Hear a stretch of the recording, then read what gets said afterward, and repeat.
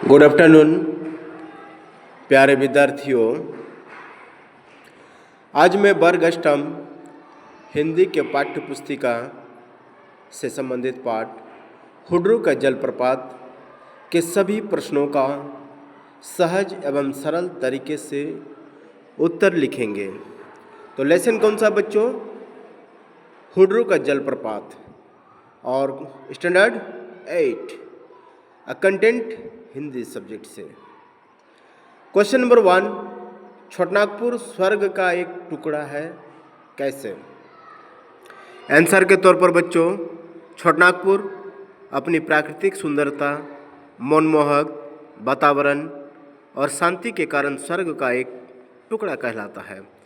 यहाँ हर तरफ हरियाली, विभिन्न पक्षियों की चहचहाहट और शांति फैली हुई है, जो इसे अत्यंत आकर्षक और आनंददायक बनाती है। प्रश्न संख्या 2, हुड्रू जलप्रपात की विशेषता लिखिए, उसकी क्या खासियत है? आंसर, हुड्रू जलप्रपात रांची में स्वर्णरेखा नदी पर स्थित है और 320 फीट की ऊंचाई से गिरता है, जो इसे राज्य के सबसे ऊंचे झरनों में से एक बनाता है। यह रांची का सर्वाधिक ऊंचाई से गिरने वाला जलप्रपात है, जिससे यह पर्यटन के लिए प्रसिद्ध है। झरने के आधार पर एक प्राकृतिक पुल है जो नहाने और पिकनिक स्थल के रूप में काम करता है। यहाँ लगातार गिरते पानी के कटाव से बनी चट्टानों की विभिन्न संरचनाएं भी इसकी सुंदरता बढ़ाती है। प्रश्न संख्या 3, हुड्रू का पानी कहीं सांप की तरह चक्कर काटता है, कहीं हिरन की तरह छलांग मारता है और कहीं बाघ की तरह गरजता हुआ गिरता है।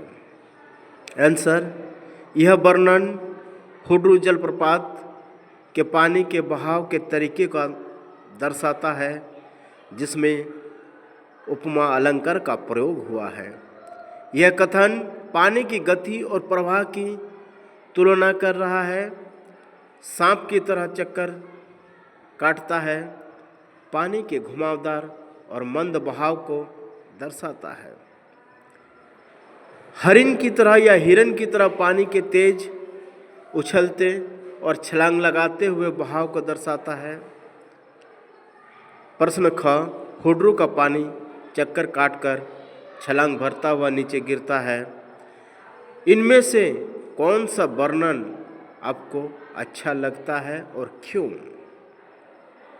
उत्तर, हुड्रू का पानी कहीं सांप की तरह चक्कर काटता है, तो कहीं हिरन की तरह छलांग भरता है और कहीं बाघ की तरह गरजता हुआ नीचे गिरता है।